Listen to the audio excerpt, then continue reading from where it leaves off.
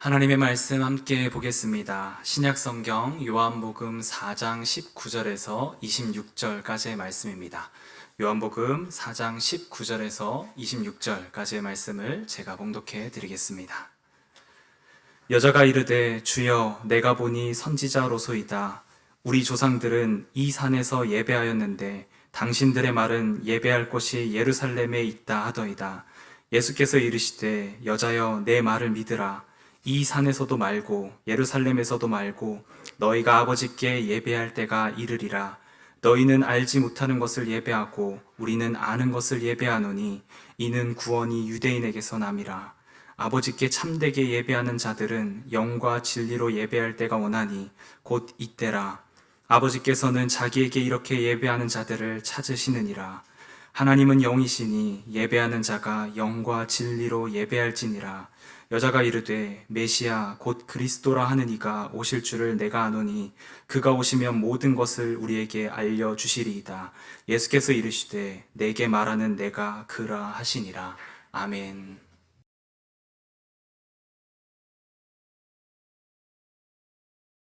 오늘도 예배 자리에서 또 함께 예배하는 우리 모든 성도님들의 삶에 주님의 평강이 가득하기를 소원합니다. 오늘도 평강의 하나님께서 주시는 말씀을 봉독하면서 설교를 시작하도록 하겠습니다. 새번역 성경으로 번역된 말씀인데요. 데살로니가전서의 말씀입니다. 평화의 하나님께서 친히 여러분을 완전히 거룩하게 해주시고 우리 주 예수 그리스도께서 오실 때에 여러분의 영과 혼과 몸을 흠이 없이 완전하게 지켜주시기를 빕니다. 아멘. 오늘도 평강의 하나님께서 예배하는 중에 여러분의 영과 혼과 몸을 온전하게 그리고 거룩하게 지켜주시는 역사가 있기를 주님의 이름으로 축원합니다. 살아가면서 우리의 눈에는 보이지는 않지만 중요한 역할들을 하는 것이 있습니다. 눈에 보이지 않는다고 해서 무시할 경우에는 보여지는 부분까지 뒤집어지는 일이 생기기도 합니다. 일예로 바다에 떠 있는 커다란 선박들이 뒤집혀지지 않고 항해할 수 있는 이유는 보이지 않는 곳에 있는 평형수 때문이라고 합니다. 이 평형수는 배가 항상 평형을 유지하도록 배의 밑부분에 물을 채워놓는 것을 의미합니다. 제가 한번 그림을 가지고 왔는데 여러분들도 아실 겁니다. 배의 평형수가 어떠한 부분인지, 배의 가장 밑바닥 부분에 물을 채워서요, 배가 흔들리지 않고 어떠한 상황 속에서도 균형을 잡도록 하는 것이 배가 가지고 있는 이 평형수입니다. 그런데 만약에 이 눈에 보이지도 않고 또 자리를 차지하는 이 평형수 이 부분이 불편하다고 해서 물을 빼버리거나 그 자리에 짐을 싣게 되면 배는 균형을 잃게 됩니다. 파도가 치거나 또 급하게 회전을 하려고 할 경우에는 배가 균형을 잡지 못하고 넘어지는 일이 생깁니다. 몇 해 전에 사고가 발생한 세월호가 넘어진 이유 가운데 가장 중요한 이유 하나가 더 많은 짐을 싣고자 이 평행수를 뺐었기 때문이라고 합니다. 이제 그림 내려주셔도 되고요. 마찬가지로 우리의 몸에도 평형을 잡아주는 기관이 있습니다. 이 부분은 눈에 보이지 않을 정도로 미세하지만 이상이 생기면 이 부분이 제대로 박혀 있지 않으면 우리의 몸이 흔들려서 그 자리에 서 있을 수 없게 됩니다. 아마 제가 이 설교를 준비하려고 하나님께서 저에게 또 그런 이상한 경험을 하게 하셨는지 지난 주간에 제가 금요일 날 아침에 일어났는데요.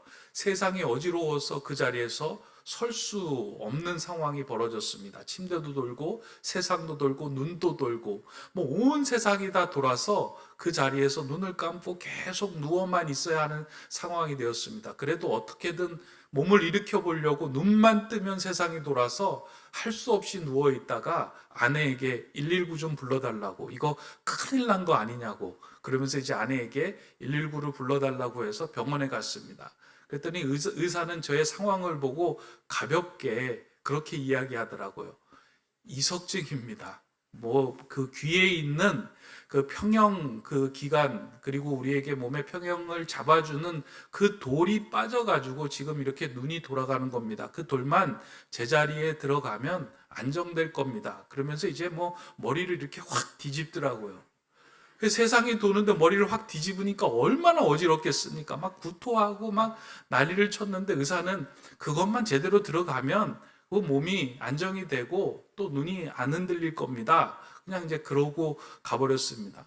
근데 놀라운 건요, 그렇게 해서 며칠이 지나고 난 다음에 그 돌이 제자리에 들어가니까 세상이 돌지 않는 거예요. 그리고 여러분들이 이렇게 제대로 볼 수 있는 상황이 되었습니다. 보이지 않지만 꼭 있어야 할 자리에 있지 않으면 그것으로 인하여 몸이 평형을 잃고 또 심한 멀미와 어지럼증을 가져오게 하는 여러 가지 것들이 있습니다. 기간에도 있고요. 그 다음에 우리의 몸이 있고요. 또 나아가서는 영적인 상태에서도 이와 같은 일들이 동일하게 나타납니다. 하나님의 영으로 창조된 우리에게 영적인 평안을 유지하도록 하는 그 평형수가 우리에게는 존재합니다. 이 평형수가 없거나 부족할 때 우리는 심적으로 흔들리고 영적인 멀미를 경험하게 됩니다. 아마 여러분들도 그럴 때가 있을 거예요. 영적으로, 육적으로는 아무런 문제가 없는데 우리의 육적으로 심한 멀미와 어지럼증 때문에 하나님에 대한 존재나 하나님에 대한 그 예배할 수 있는 마음까지 다 흔들리는 상태를 경험할 때가 있을 것입니다. 오늘 우리가 읽은 성경은 우리에게 필요한, 이렇게 영적으로 멀미를 심하게 경험할 때 우리가 필요한 영적인 평형수가 무엇인지를 알려주기 위해 기록된 본문입니다. 그리고 이 본문에 등장하는 사람과 예수님의 말씀을 통하여 오늘 우리에게 필요한 영적인 평형수가 무엇인지를 본문을 통해서 우리에게 알려줍니다. 오늘 본문에 등장하는 사람은 인생에서 심한 멀미와 어지럼증을 경험하고 있는 한 여인입니다. 이 여인의 이름이 누구인지는 성경에서 묘사하지 않고 있습니다. 다만 우리가 읽은 성경에서는 사마리아 여인이다. 그리고 그 상태가 육적으로 영적으로 모두 지쳐있는 상태임을 성경은 묘사하고 설명해 주고 있습니다. 오늘 우리가 읽지는 않았지만 요한복음 4장 1절부터 42절 전체를 읽어보면 이 여인의 상태가 잘 기록되고 나타나고 있습니다. 아마 여러분들이 오늘 말씀을 읽고 난 후에 아마 집에 돌아가서 앞부분도 읽어보시고 오늘 읽은 부분 뒷부분도 읽어보시면 어떠한 상황으로 지금 이 이야기가 전개되는지를 잘 알게 될 것입니다. 우리가 읽지는 않았지만 이 여인의 상태를 성경은 두 가지로 크게 설명하고 있습니다. 어떠한 상태인지. 첫 번째로 이 여인의 상태를 묘사하고 있는 내용은 이 여인의 우물에 물을 길러온 시간을 통해서 보여주고 있습니다. 이 여인이 우물에 물을 길러온 시간을 성경은 6시다라고 말해주고 있습니다. 오늘의 아침 6시도 아니고요, 저녁 6시도 아니고 성경에서 6시라고 하는 것은 6번째의 시간이라는 의미입니다. 그러니까 6번째 시간으로 따졌을 때 그 6번째 시간은 정오를 의미합니다. 지중해 근처에 있는 나라들은 이 6번째 시간을 움직이지 않고 낮잠을 자는 시간으로 사용하고 있습니다. 그래서 6번째 시간이라는 뜻의 스페인어는 시에스타라는 말입니다. 시에스타라는 말을 여러분 들어보셨죠? 지중해 근처 지역에서는 낮잠을 자는 정오의 시대, 아주 몸이 피곤하고 햇볕이 뜨거워서 그 시간에는 돌아다니지 않는 시간을 시에스타, 정오의 시간이다라고 이야기를 합니다. 본문에 예수님도 사마리아 지역으로 가던 중에 그 시간이 다가오자 우물가에 몸을 누이며 그리고 주저앉아서 쉬고 있었던 시간입니다. 이렇게 모든 사람들이 움직이지 않는 그 시간을 택하여 이 여인이 우물가에 왔다는 것은 지금 이 여인의 마음 상태가 어떠한지를 그대로 보여주고 있는 내용입니다. 우리의 마음이 지치고 어려움이 생길 때 우리는 누군가하고 마주치는 것이 싫거나 또 꺼려질 때가 있습니다. 불편합니다. 내 마음이 편하지 않은데 누구를 만나서 내 상황을 설명하고 내 상태를 구구절절 이야기하는 것이 불편합니다. 그래서 아무도 없는 사람, 아무도 나에게 말을 걸어주지 않는 그 시간, 다른 사람들은 다 쉬고 있는 그 시간을 통해서 이 여인은 우물가에 왔고 그 우물에서 물을 길러야만 하는 상태, 그런 상황이 이 여인의 심적인 상태고 육적인 상태임을 오늘 성경은 보여줍니다. 이 여인이 모든 것이 지쳤음에도 불구하고, 그럼에도 불구하고 또 우물가에 나와 물을 길러야 하는 그 마음은 어땠을까? 물조차 기를 힘도 없었지만 그럼에도 불구하고 물을 길러야 하는 그 상황, 사람들의 눈을 피해서 많이 지치고 힘들고 여러 가지 어려움이 있는 상태를 묘사하고 있는 상황입니다.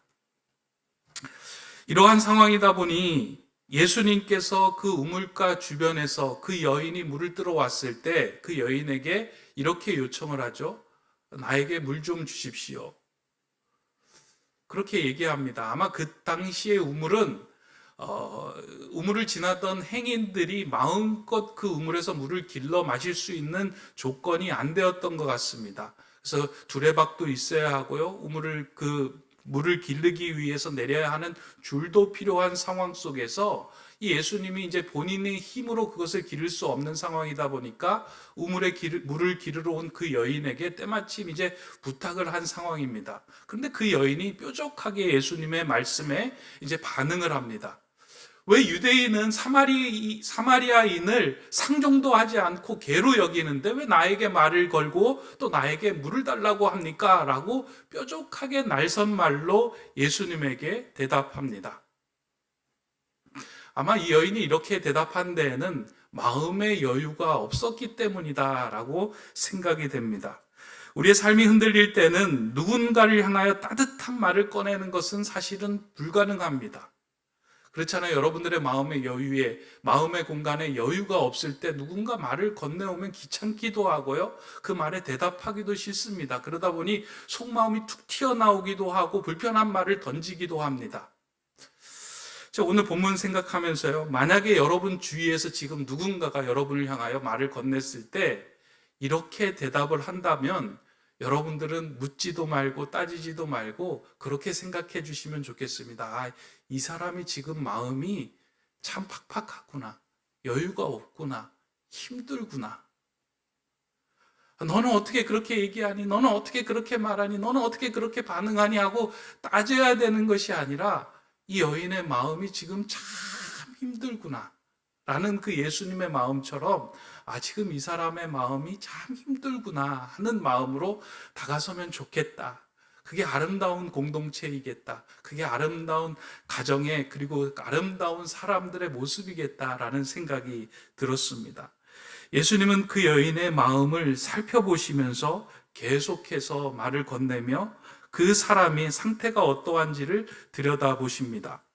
그러면서 예수님이 이렇게 말씀합니다. 지금 너에게 물 달라고 하는 사람이 누구인지를 알았다면 너가 그 물을 나에게 주었을 것이다 라고 말을 건넵니다.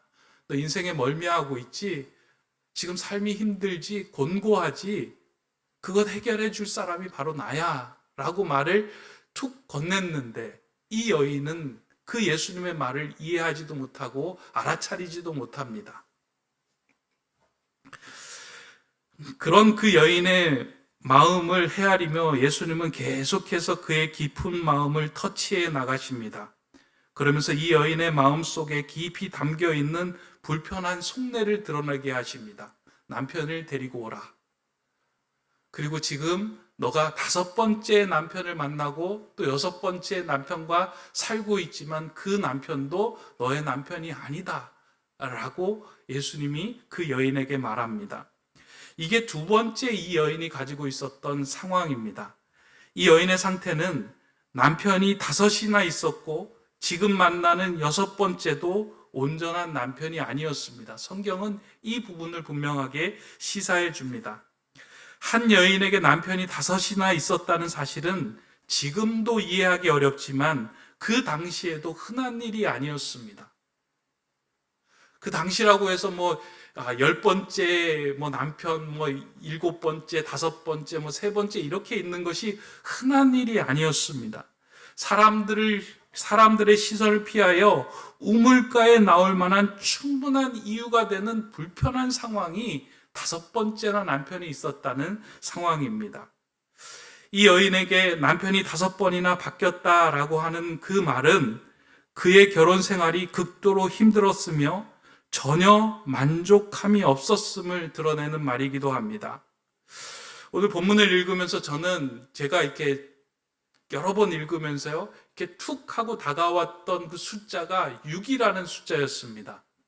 그러니까 이 여인이 물을 들어간 시간도 6시고, 이 여인이 지금 살고 있던 남편도 6번째 남편이다. 그러면서 이제 6이라는 숫자가 자꾸 이렇게 새겨졌는데요. 6이라는 숫자를 왜 이 성경에서 자꾸 보여줄까?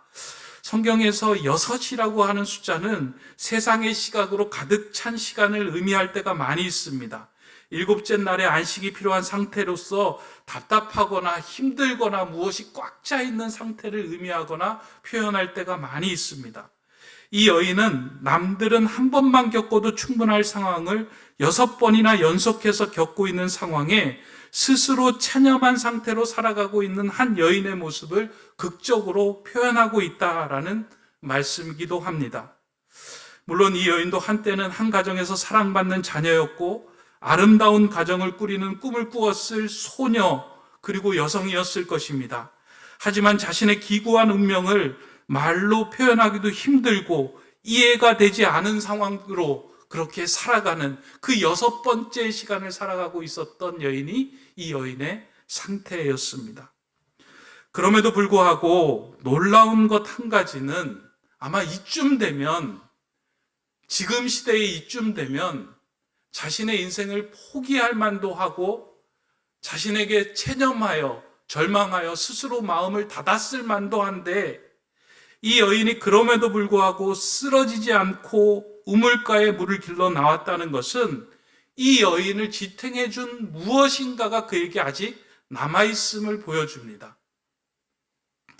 저는 오늘 본문을 기록한 저자 요한은 이것에 대하여 우리에게 말씀을 해주고자 이 사건을 상세하게 기록하고 있다라는 생각이 듭니다. 복음서에 보면요, 이 사건은, 이 사마리아 여인을 만났던 사건은 요한복음에만 등장합니다.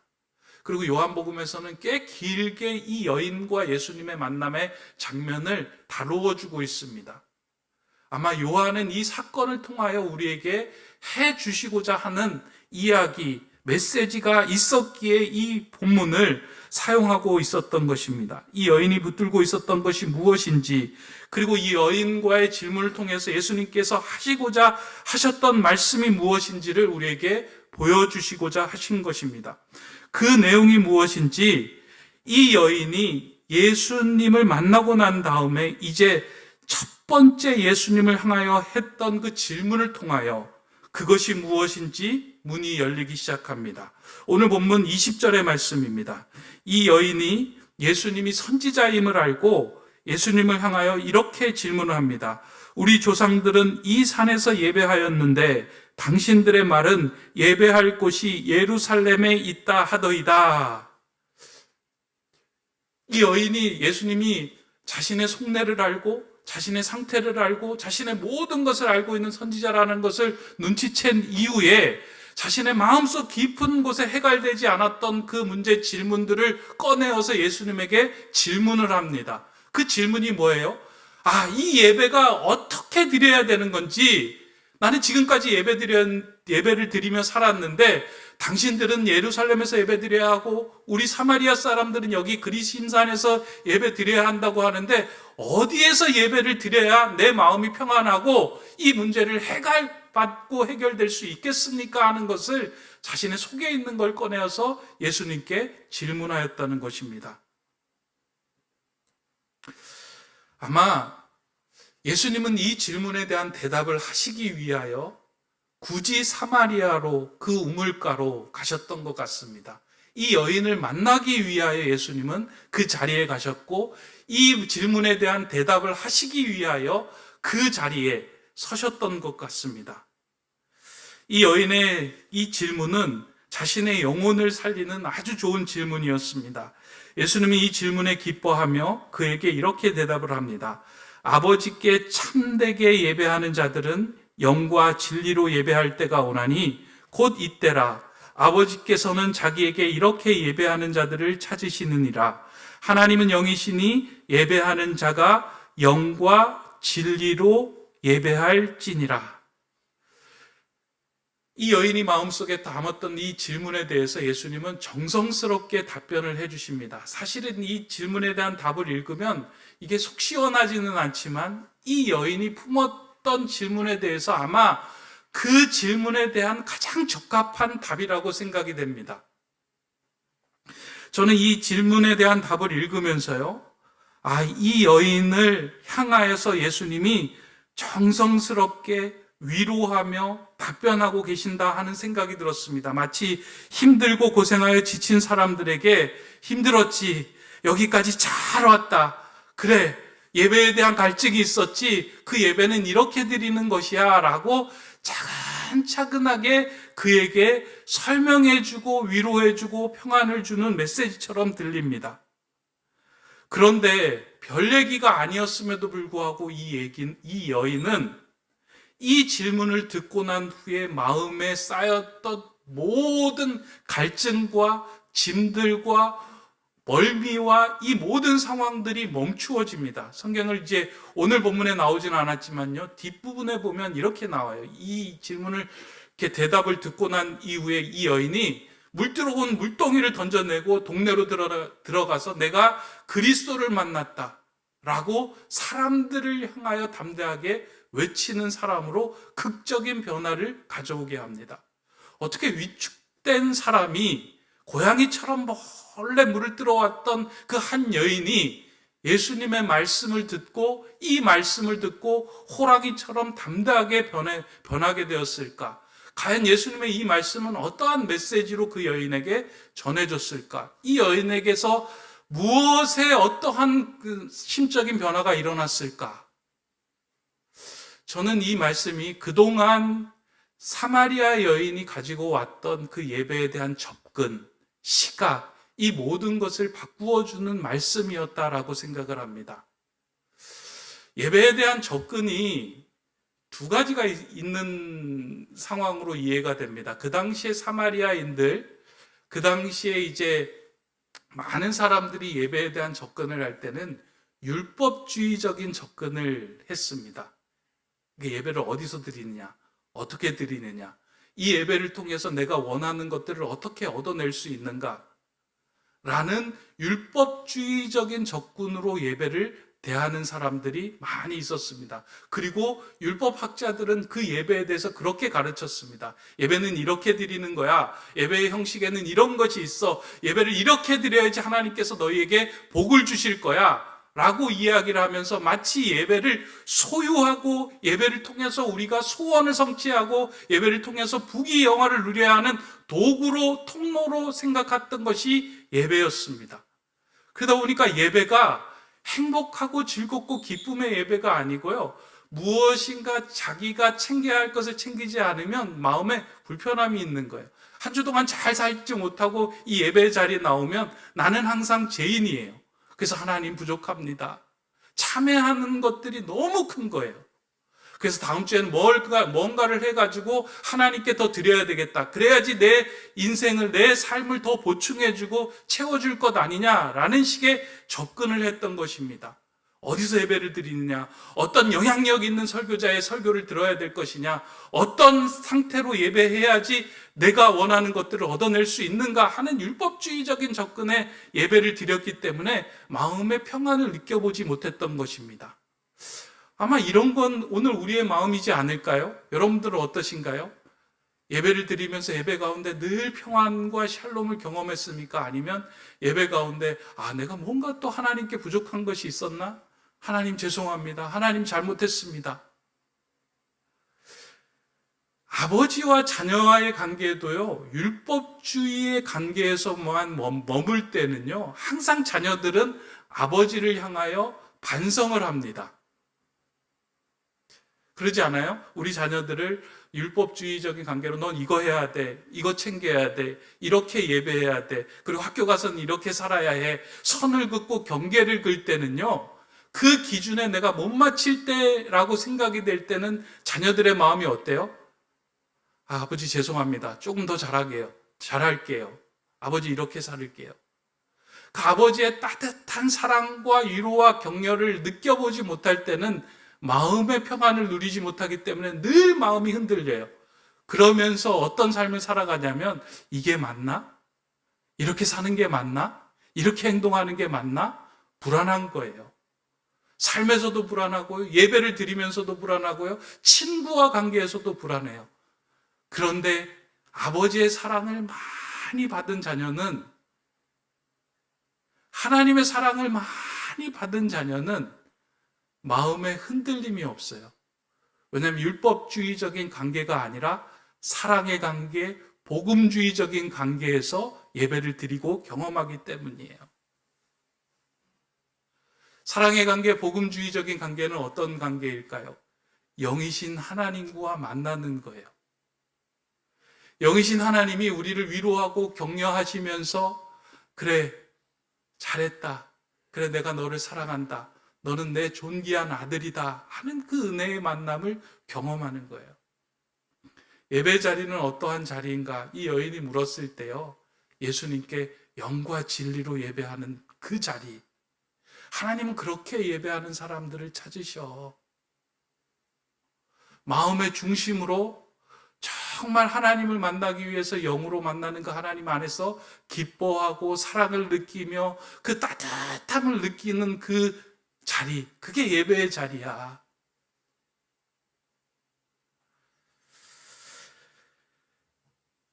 이 여인의 질문에 예수님이 대답을 하였고, 이 대답을 들었던 이 여인의 마음에 지금까지 메꾸어지지 않았던 그 마음의 평형수가 채워졌어요. 위축되었던 고양이와 같은 삶이 담대한 호랑이와 같은 그런 복음을 전하는 삶으로 바뀜이 일어났습니다. 예배의 자리는 무엇을 하고 또 우리가 뭐 어떻게 더 해드리고 이런 자리가 아니라 영적인 하나님을 만나고 우리의 마음의 영적인 평형수를 채워가는 은혜의 자리가 예배의 자리입니다. 예배는 율법적인 접근을 해서는 결코 은총을 누릴 수 없습니다. 우리를 사랑하며 위로하시는 아버지 하나님을 만나는 샬롬의 자리가 이 예배의 자리예요. 만약 오늘 여러분의 삶에 멀미를 느끼고 있다면 이 자리에 영으로 임하신 하나님을 우리는 꼭 만나야 합니다. 여러분을 사랑하며 위로하고 계시는 그분과의 온전한 사랑의 소통이 일어나야 합니다. 그 소통이 일어나는 예배만이 우리에게 샬롬을 주며 평안하게, 그리고 이 땅에서도 담대하게 살아가는 하나님의 자녀로 만들 수 있기 때문입니다. 저도 목회를 하면서 가끔 마음이 지치거나 이렇게 웃음이 사라지고 입꼬리가 내려올 때가 좀 많이 있습니다. 그럴 때 이제 즐거운 영상을 좀 많이 찾아보기도 하고 감동이 되는 영상을 많이 찾아보기도 합니다. 그때 이제 가끔 보는 방송 중에 하나가, 우리 여러분들도 이제 뭐 잘 아시겠지만 그 소통 강사 김창옥 교수님의 강의를 이렇게 가끔 들을 때가 있어요. 그분의 강의 들으면 마음이 따뜻해지고 또 감동이 되고 훈훈해지더라고요. 그런 방송 가운데 이제 그 최근에 MBN에서 하고 있는 같이 들어요라고 하는 방송에서 이 교수님이 이제 강의를 많이 하시는데, 얼마 전에 그 강의를 들으면서 이런 이야기를 들었습니다. 이분도 이제 소통을 강의하고 이제 그 다른 사람들이 어떻게 즐겁게 살 것인가를 강의하는 사람임에도 불구하고 한 10년 지난 상황이 되니까 마음에 우울함, 공허함이 찾아오더라는 거예요. 권태기가 찾아와서 그 우울함과 그 공황적인 상태를 이렇게 메꾸어지지 않는 상황으로 오랜 시간을 보냈다고 합니다. 근데 그런 상황에서 자신이 하나님의 은혜로 이 상황을 헤쳐나오게 된 그 배경을 설명해 주는데, 그 이야기를 듣고 참 마음이 많이 공감이 되고 은혜를 얻었습니다. 10년 동안 남을 웃기기만 하는 그 자리에 앉았던 그에게 우울증이 찾아와서 이제 병원에 가보니까 병원에서는 뭐 약을 제조해주고 약을 먹으면 좀 괜찮아질 것입니다 라고 이제 이야기를 했다라는 거예요. 근데 약을 먹어도 회복이 되지 않는 거예요. 마음이 답답하고 우울하고 공허하고, 예전처럼 이제 웃으면서 그 강의할 수 없어서 모든 강의를 끊어버렸다고 합니다. 그러던 중에 지인의 소개로 한 신부님을 알게 됐고 그 신부님을 만나니까 그 신부님께서 자기에게 그런 이야기를 했다라는 거예요. 넌 지금까지 말을 많이 하고 살았으니 이제 침묵을 좀 배웠으면 좋겠다. 쏟아낸 말보다 내 중심의 이야기를 너가 좀 들어야 할 필요가 있겠다. 그러면서 침묵 훈련을 좀 하면 좋겠다. 어떻게 하면 되겠습니까? 좀 수도원에 가서 조용히 잠잠히 머무르는 시간을 좀 가져라. 그러면서 이제 프랑스에 있는 어디 수도원을 좀 소개를 시켜줬다고 합니다. 외국으로 가니까 자연스럽게 이제 침묵이 생기는 거죠. 프랑스를 할 줄 모르니까. 그래서 이제 그분이 거기에 가서 수도원 생활을 하는데 하루, 이틀, 3일 말을 멈추니까요. 내면이 너무 시끄러워지더라는 거예요. 지나온 삶을 돌아보는데 내면 속에서 왜 내가 이렇게 못 살았을까? 왜 내가 왜 이렇게 생활했을까? 내가 왜 이런 행동을 했을까? 말을 했을까? 하는 내면이 시끄러운 일들이 막 일어나더라는 거예요.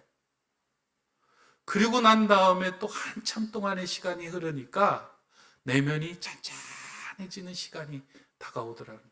어느 날 그렇게 내면이 잔잔했던 중에 갑자기 소리 하나가 들려왔다는 거예요. 그 내면 깊은 곳에서. 그래, 여기까지 잘 왔다. 그래, 여기까지 잘 왔다. 이 얘기를 이렇게 듣는 그 순간에 그동안 짓눌려 있었던 짐들과 마음의 멀미가 그 한 소리에 모두가 사라지는 경험을 했다는 겁니다.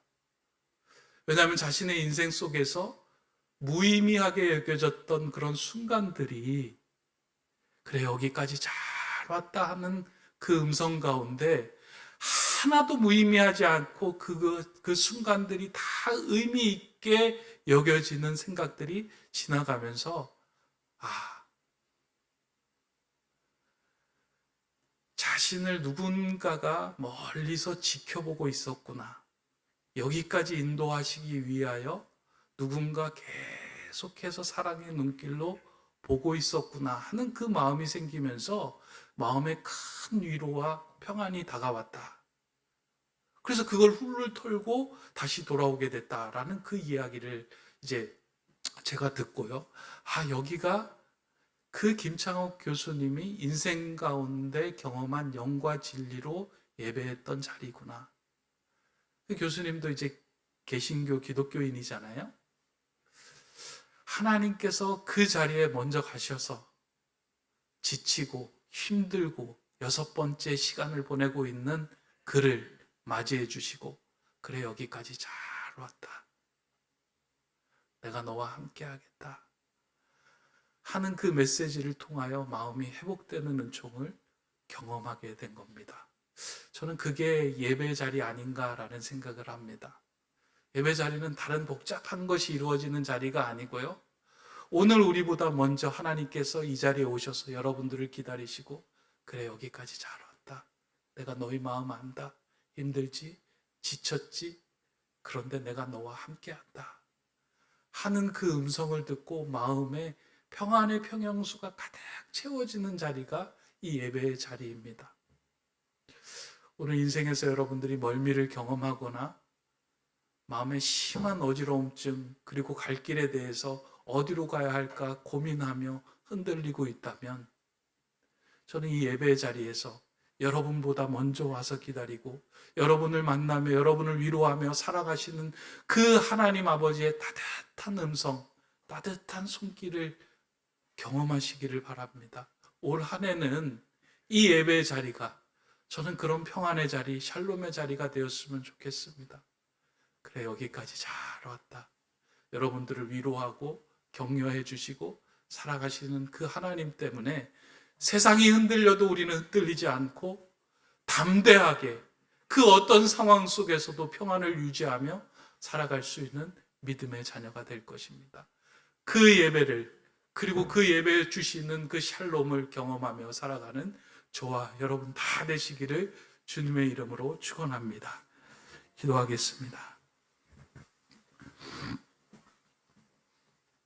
사랑의 하나님, 우리보다 먼저 와 계시며 우리를 만나기를 원하시는 예배 자리에 우리가 또 거하게 하심에 감사를 드립니다. 이 예배의 영과 진리로 하나님을 찾을 때 우리를 품어주시며 그래 여기까지 잘 왔다라고 말씀하시는 하나님을 만나는 샬롬 은혜 자리 되게 하여 주시옵소서. 하나님을 만남으로 채워주는 생명의 평영수를 갖고 이 땅에서 흔들리지 않고 샬롬을 누리는 예배자로 살아가게 하여 주시옵소서. 오늘도 영과 진리로 예배하는 자를 찾으시는 예수 그리스도의 이름으로 기도드립니다. 아멘.